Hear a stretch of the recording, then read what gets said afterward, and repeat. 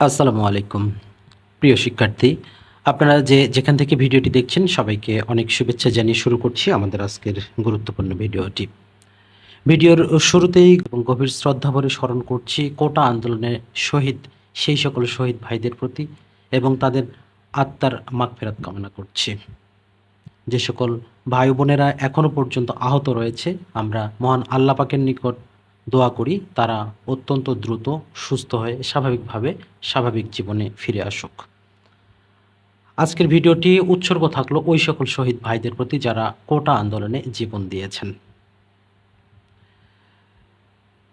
গভীর শ্রদ্ধাভরে স্মরণ করছি যারা আমাদের আন্দোলনে সহায়তা করেছেন সকলের প্রতি।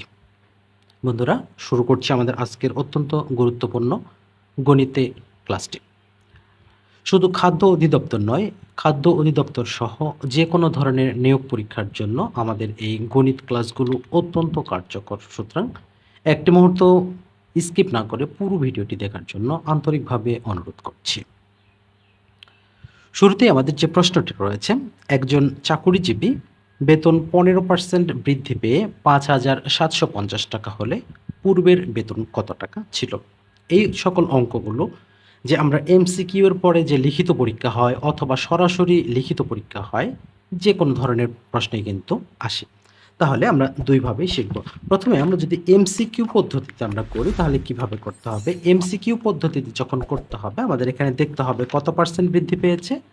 15%। তার মানে 100-তে এভাবে আমরা করব। তাহলে এখানে 5,750 টাকা গুণন 100 আর আমরা ভাগ করব কত? 115। তাহলে এই 115 দ্বারা যদি আমরা ভাগ করি তাহলে আমাদের অ্যান্সারটা হবে কত? আমরা যদি 115 দিয়ে 5,750কে কাটি তাহলে কত হবে? তাহলে হবে 50। তার মানে এখানে আমাদের অ্যান্সারটা হলো কত? 5,000। তার মানে আমাদের বৃদ্ধি পাওয়ার পূর্বে আমাদের মূল বেতন ছিল কত টাকা? 5,000 টাকা। আশা করছি বিষয়টি বুঝতে পেরেছেন। এটা যদি আমরা লিখিত পরীক্ষার আদলে করি তাহলে কিভাবে করতে হবে? লিখিত পরীক্ষার আদলে করতে হবে যে 15% যেহেতু বৃদ্ধি পেয়েছে তাহলে 15% বৃদ্ধিতে বেতন কত টাকা হয়েছে? 5,750 টাকা। তাহলে আমরা যদি এভাবে লিখি যে বর্ধিত বেতন, আমরা এভাবে লিখব বর্ধিত বেতন। বর্ধিত বেতন 115 টাকা হলে মূল বেতন 100 টাকা। ওকে? আমি জাস্ট বোঝানোর জন্য আপনাদের এভাবে লিখে নিয়েছি, আপনারা বিস্তারিত বুঝে নেবেন। তাহলে বর্ধিত বেতন 115 টাকা হলে মূল বেতন 100 টাকা। তাহলে 1 টাকায় কত? 100-র নিচে 115। তাহলে বর্ধিত বেতন আমাদের কত ছিল? 5,750 টাকা। আমরা কিন্তু ফরম্যাটটা পেয়ে গেছি। 5,750 নিচে 115। তাহলে সেম আগের ফরম্যাটটাই চলে এসেছে। এটা হচ্ছে লিখিতর জন্য। তাহলে এখানে আমাদের আগের নিয়মেই 5,000 টাকাই কিন্তু উত্তর আসবে। আশা করছি আপনাদের বোঝাতে পেরেছি। দ্বিতীয় যে প্রশ্নটি রয়েছে, x প্লাস ওয়াই এর মান দেওয়া আছে 12 এবং x মাইনাস ওয়াই এর মান দেওয়া আছে 2। তাহলে এখানে x ওয়াই এর মান কত? আপনারা টেকনিক আকারেও বের করতে পারবেন, সরাসরি সূত্রে ফেলেও বের করতে পারবেন। যেহেতু এমসিকিউ পরীক্ষার ক্ষেত্রে আমাদের যত দ্রুত সম্ভব বের করতে হয়, সেক্ষেত্রে আমরা এখানে করব এমন দুটি সংখ্যা নিতে হবে যাদের যোগফল 12 হবে এবং বিয়োগফল 2 হবে। তাহলে সেই সংখ্যা কত? আমরা যদি এভাবে লিখি 7 প্লাস 5, তার এখানে কত হচ্ছে? 12 হচ্ছে। তার মানে x প্লাস ওয়াই এর মান। আবার 7 মাইনাস 5 যদি করি তাহলে সেখানে কত হচ্ছে? 2 হচ্ছে। তার মানে x এর মান যদি আমরা 7 ধরি এবং y এর মান যদি 5 ধরি, সেই ক্ষেত্রে আমাদের দুটি শর্ত পূরণ হচ্ছে। তার মানে x y গুণ আকারে আছে, তার মানে 5 গুণন 7 ইকুয়াল টু 35। তার মানে 35 হবে আমাদের সঠিক উত্তর। আশা করছি বিষয়টি বুঝতে পেরেছেন। প্রিয় শিক্ষার্থী, আপনাদের জানিয়ে রাখি আমাদের বর্তমানে খাদ্য অধিদপ্তর নিয়োগ প্রস্তুতি, রেলওয়ে এবং সকল ধরনের চাকরি প্রস্তুতির জন্য আমাদের অল জব কনফার্ম শিট তৈরি করা হয়েছে। এছাড়াও 19তম নিবন্ধনের জন্য আমাদের গুরুত্বপূর্ণ শিটগুলো তৈরি হচ্ছে, অল্প কিছুদিনের মধ্যে পেয়ে যাবেন। আমাদের ডেসক্রিপশন বক্সে আমাদের হোয়াটসঅ্যাপ নাম্বার দেওয়া থাকবে। আপনারা চাইলে যে কোনো ধরনের শিট স্বল্প মূল্যে আমাদের কাছ থেকে সংগ্রহ করতে পারবেন, যা খুবই গুরুত্বপূর্ণ। এর পরবর্তী যেটি রয়েছে ৬ ফুট অন্তর বৃক্ষের চারা রোপণ করা হলে ১০০ গজ দীর্ঘ রাস্তায় সর্বোচ্চ কতগুলো চারা রোপণ করা যাবে? তাহলে এখানে কত ফুট বলা আছে, ১০০ গজ বলা আছে। তাহলে প্রথমে আমাদের কি করতে হবে? ১০০ গজটাকে ফুটে রূপান্তর করতে হবে।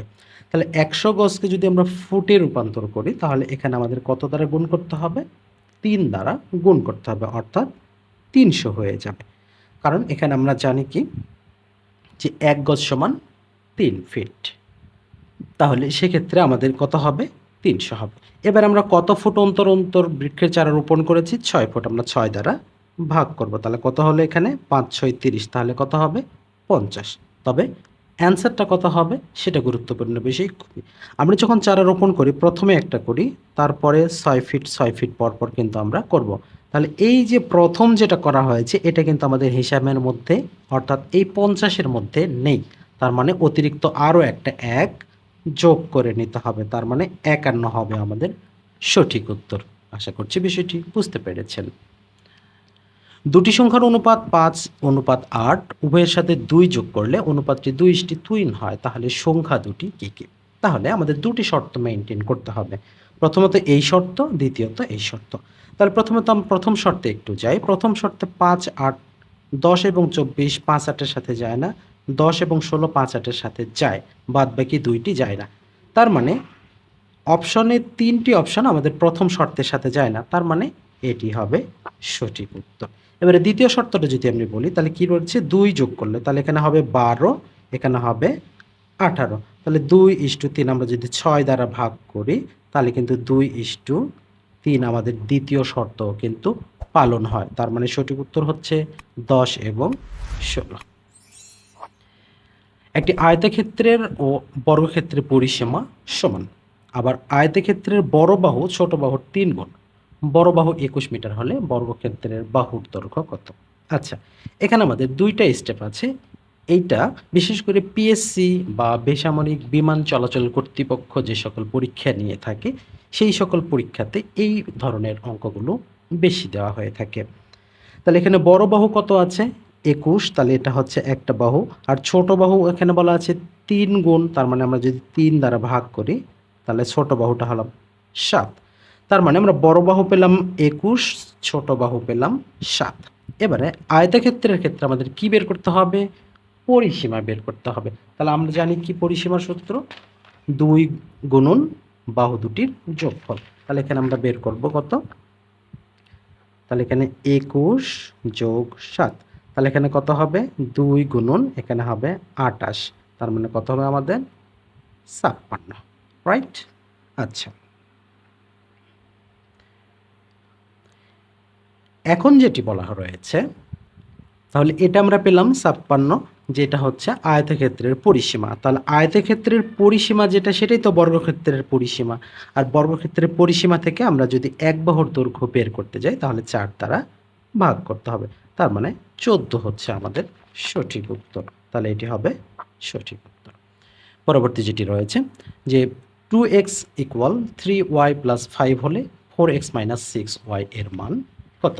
তাহলে এটা আমরা খুব সহজে কিন্তু বের করতে পারি। আমাদের প্রদত্ত মান রাশি দেওয়া আছে 4x - 6y। তাহলে এখানে আমরা 4x - 6y টা করব। এখানে 2 × 2x এটা ভেঙে নিতে হবে যেহেতু 2x এর মানটা আমাদের বসাতে হবে। তাহলে এখানে 2 × 2x এর মানটা আমাদের কত দেওয়া ছিল? 3y + 5। এখানে আমরা মানটা বসাবো 3y + 5, ওকে, -6y। এবারে আমাদের যেটা করতে হবে 6y + 10 - 6y। তার মানে -6y + 6y কেটে গেলে আমাদের মানটা থাকে শুধু 10। তার মানে এটি হবে আমাদের রাইট অ্যান্সার। আশা করছি বিষয়টি বুঝতে পেরেছেন। এর পরবর্তী আমাদের যেটি রয়েছে ধারা থেকে একটি অঙ্ক রয়েছে। ধারা থেকে রয়েছে ৮, ১১, ১৭, ২৯, ৫৩। এর পরবর্তী সংখ্যাটি কত হবে? তাহলে এর পরবর্তী সংখ্যাটি আমাদের আগে দেখতে হবে আমাদের ক্রম বা সিকোয়েন্স কীরকম রয়েছে। ৮ এবং ১১-র পার্থক্য ৩, ১১, ১৭, ৬, এখানে ১২, এখানে ২৪। তার মানে পরবর্তীটাই নিশ্চিতভাবেই হবে ৪৮। তার মানে 48 এবং 53 যোগ করলে কত হবে? 8 3 11 1 অর্থাৎ 101 হচ্ছে রাইট অ্যান্সার। আমরা কিন্তু মৌখিকভাবেও অঙ্কটা করতে পারি। খুবই গুরুত্বপূর্ণ প্রশ্নটি রয়েছে এবারে, একটি বর্গাকার বাগানের ক্ষেত্রফল 1 হেক্টর হলে বাগানটির পরিসীমা কত? এখানে সবচেয়ে বেশি ভুল হয়ে যায় যেটা, যে 1 হেক্টর সমান কত বর্গ মিটার, এটা বের করার সময় কিন্তু বেশিরভাগ স্টুডেন্টের ভুল হয়। তাহলে এখানে আমাদের কি বলেছে? বর্গাকার বাগানের দৈর্ঘ্য এর পরিসীমা চেয়েছে, রাইট? তাহলে প্রথমে আমাদের ক্ষেত্রফলটা 1 হেক্টর, তাহলে ক্ষেত্রফল 1 হেক্টর বলতে আমরা কি বুঝি? 10,000 বর্গমিটার বুঝি। তার মানে এক্স স্কোয়ার আমরা যদি ধরি, তাহলে এটাই তো। তাহলে এক্স স্কোয়ার হচ্ছে আমাদের বাহু স্কোয়ার যেটাকে বলি, অর্থাৎ ক্ষেত্রফল। তাহলে এখানে এক্স এর মানটা কত হবে? আমরা যদি বর্গ করি তাহলে সেখানে কত হবে? আমাদের অনলি 1000 হয়ে যাবে। যদি আমরা এটাকে করি, সরি 100 হয়ে যাবে, যেহেতু বর্গ করতে হবে আমাদের এখানে। বর্গমূল যখন করব তখন সেটা কিন্তু কি হয়ে যাবে? 100 হয়ে যাবে। তার মানে এক বাহুর দৈর্ঘ্য আমরা কত পেয়েছি? 100 পেয়েছি, কিন্তু আমাদের চেয়েছে কি?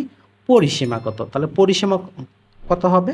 তাহলে 4x ইকুয়াল টু 4 গুণন 100, তার মানে 400 হচ্ছে আমাদের এখানে পরিসীমা। আশা করছি বিষয়টি বুঝতে পেরেছেন।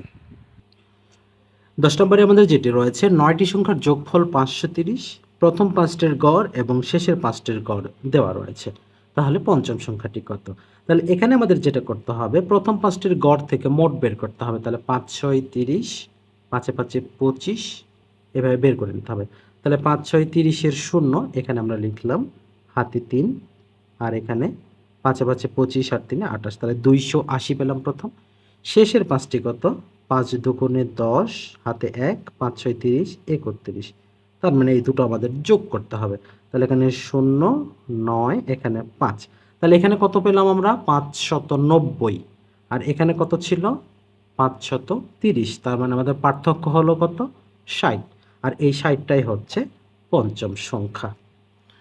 রহিম একটি পরীক্ষায় ইংরেজি ও গণিতে মোট 180 নম্বর পেয়েছে। ইংরেজি অপেক্ষা গণিতে 14 নম্বর বেশি পেলে সে গণিতে কত পেয়েছে? এটা বেশ কয়েকভাবেই করা যায়, তবে সবচেয়ে সহজ নিয়ম হচ্ছে যে ইংরেজি অপেক্ষা গণিতে কত নম্বর পেয়েছে। তাহলে ইংরেজিতে কত পেয়েছে সেটা আমরা যদি এক্স ধরি, আর গণিতে কত পেয়েছে? এক্স প্লাস 14, এটাই হচ্ছে সবচেয়ে সহজ একটা নিয়ম। আর মোট কত পেয়েছে? 180। তাহলে এখন এই দুটার যোগফল করলে আমরা কিন্তু অ্যান্সারটা খুব সহজেই বের করতে পারবো।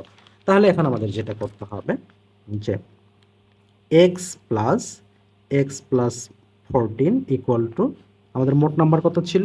180, তার মানে 180। তাহলে এখানে আমাদের কত হবে? এখানে 2x হবে, আর এখানে এই 14টা ওই পাশে গিয়ে কি হবে? বিয়োগ হবে। তাহলে 180 থেকে প্রথম আমরা 10 বিয়োগ করব, 70 হবে। সেখান থেকে আরও 4 বিয়োগ করব, কত হবে? 76 হবে। তাহলে সরি 66 হবে। তার মানে এখানে হবে আমাদের 166। তার মানে আমরা 2 দ্বারা যদি এখানে ভাগ করি তাহলে কত হবে? তাহলে আমরা যদি 2 দিয়ে কাটি, তাহলে এখানে 2 দিয়ে কাটলে 3, 2 দিয়ে কাটলে 8, তার মানে আমাদের কত হচ্ছে? 83 মার্কস হচ্ছে আমাদের ইংলিশের মার্কস। তাহলে 83 মার্ক যদি আমাদের ইংলিশের হয় তাহলে আরও 14 প্লাস করতে হবে, সেটা হবে গণিতের। তাহলে এখানে কত হবে? 4 3 7, তাহলে এখানে আমাদের কত হবে? 97 হবে আমাদের সঠিক উত্তর। আশা করছি বিষয়টি বুঝতে পেরেছেন। তাহলে আমাদের এখানে সঠিক উত্তরটা কত হলো? সে গণিতে কত নাম্বার পেয়েছে? গণিতে পেয়েছে 97 নাম্বার। এরপরে খুবই মজার একটা অঙ্ক রয়েছে। একটি বানর 13 মিটার উঁচু পিচ্ছিল বাঁশের মাথায় উঠে প্রথম সেকেন্ডে 3 মিটার ওঠে, পরবর্তী সেকেন্ডে 1 মিটার নেমে আসে। বাঁশের মাথায় উঠতে বানরটির কত সময় লাগবে? অঙ্কটা সলিউশন দিচ্ছি, কিন্তু তার আগে কথা, পিচ্ছিল বাঁশেই কেন উঠতে হবে? বানরের কোনো কাজ নেই, পিচ্ছিল বাঁশে উঠতে হবে। আচ্ছা, এটা কোনো ব্যাপার না। তাহলে এখানে একটা জিনিস খেয়াল রাখবেন, প্রথম সেকেন্ডে 3 মিটার ওঠে, পরবর্তী সেকেন্ডে 1 মিটার নামে। তার মানে সে 2 সেকেন্ডে উঠলো 2 মিটার, তার মানে 1 সেকেন্ডে উঠলো কত মিটার? 1 মিটার। এই হিসাবটা আমাদের প্রয়োজন হবে। তার আগে যে জিনিসটা লাগবে, শেষ সেকেন্ডে যখন সে উঠবে 3 মিটার, তারপরে সে কিন্তু পৌঁছে যাবে, তখন কিন্তু আর সে নামবে না। তার মানে আগে আমাদের 1 সেকেন্ড এবং বাড়তি যোগ করতে হবে, আর 3 মিটার আমাদের বিয়োগ করতে হবে। তাহলে এই 13 থেকে 3 মিটার যখন আমরা বিয়োগ করব তাহলে কত হলো? 10। তার মানে এই 10 মিটার উঠতে বানরটির কত সেকেন্ড লাগবে? 10 সেকেন্ড লাগবে। তাহলে যে 3 মিটার বাদ দিলাম সেই 3 মিটার উঠতে কত সময় লাগবে? 1 সেকেন্ড লাগবে। তার মানে +1। তার মানে মোট লাগবে 11 সেকেন্ড। 4 বছর আগে ক ও খ এর বয়স ছিল 18 বছর। ক ও খ ক, খ ও গ এর বর্তমান বয়সের গড় 24 বছর। 8 বছর পরে গ এর বয়স কত হবে? অঙ্কটা সহজ, তবে যারা বেশি প্যাচ লাগাবেন তাদের জন্য একটু কঠিন হয়ে যাবে। প্রথমত আমরা ক, খ এর কথায় আসি। এখানে 4 বছর আগের গড় বয়স বলা আছে 18 বছর। তার মানে 4 বছর আগের মোট বয়স কত? 18 দুগুণে 36 বছর। যেহেতু এখানে 4 বছর আগের কথা বলা আছে, তার মানে এই 36-এর সাথে আমাদের আরও 8 যোগ করতে হবে। তাহলে তখন সেটি কত হয়ে যাবে? সেটি আমাদের এখানে বের করতে হবে। ওয়েল, তাহলে আমরা এখানে প্রথমে যেটি করব, তাহলে এখানে আমাদের 4 বছর আগের হিসাব কত ছিল? 18 বছর ছিল গড় বয়স। তার মানে মোট ছিল 36 বছর। তাহলে যেহেতু 4 বছর পরে বর্তমান হবে অর্থাৎ এখন হবে, তার মানে 4 4 8 যোগ করতে হবে। তাহলে এখানে কত হবে? তাদের মোট বয়স 44 বছর। তাহলে গড় বয়স কত দাঁড়াবে তখন? 22 বছর। ক্লিয়ার? আচ্ছা, এবারে আমাদের এই যে দুটো প্রয়োজন নাই, শুধু 44টা প্রয়োজন হবে। এবারে বলছে ক, খ ও গ এর বর্তমান গড় বয়স কত? 24 বছর। আচ্ছা, তাহলে আমাদের এখানে 24 থেকে আমাদের এখানে মোট বের করে নিতে হবে। তাহলে 3 জনের বয়স যেহেতু, তাহলে এখানে 3 4 12, 3 দুগুণে 6 আর 1 7, 72 বছর। আর ক ও খ এর মোট বয়স কত ছিল? 44 বছর। আমরা এটা এখন বিয়োগ করব। তাহলে এখানে হবে 8 বছর, 4 আর 1 5 2 7, অর্থাৎ 28। তার মানে গ এর বয়সটা কত পেলাম আমরা? 28 বছর। তাহলে এখানে গ এর বয়স 8 বছর পরে কত হবে সেটা চাইছে। তার মানে আরও 8 যোগ করতে হবে 28-এর সাথে। 8 এ 8 এ 16, অর্থাৎ 36 বছরটা হবে সঠিক উত্তর। এরপরে আমাদের রয়েছে যে পরীক্ষায় ক এর প্রাপ্ত নাম্বার যথাক্রমে 70, 85, 75। চতুর্থ পরীক্ষায় তাকে কত নাম্বার পেতে হবে যেন তার গড় প্রাপ্ত নাম্বার 80 হয়? তাহলে 4টা পরীক্ষা, তাহলে মোট আগে বের করতে হবে। 4 8 32, অর্থাৎ 320 নাম্বার পেতে হবে। এখন আমাদের যেটি করতে হবে যে এই যে 3টা পরীক্ষায় সে কত নাম্বার পেয়েছে, 320 হতে আর কত লাগবে সেটাই হবে রাইট আনসার। তাহলে এখানে 5 5 এ 10, তাহলে এখানে আমরা যদি এখানে 5 আর 5 এ 10, তাহলে এখানে 70 70 140, 150 আর এখানে 80। তাহলে আমরা একটু যোগ করে নেব। তাহলে এখানে 70 70 140, সাথে 5 5 10 এর 150 আর এখানের 80। ওকে, তাহলে এখানে 0, 8 5 13, 3 হাতে থাকে 1 আর 1 2, তাহলে 230। কিন্তু লাগবে কত? 320। তাহলে এখানে আরও কত নাম্বার লাগছে সেটা আমরা বিয়োগ, 320 থেকে 230 আমরা বিয়োগ করব। 0, 3 আছে কত হলে 12 হবে, তাহলে এখানে হবে 9, 2 আর 1 3। তার মানে চতুর্থ পরীক্ষায় তাকে কত নাম্বার পেতে হবে? 90 মার্ক পেতে হবে। অর্থাৎ 90 নাম্বার যদি পায় তাহলে তার গড় নাম্বার হবে কত?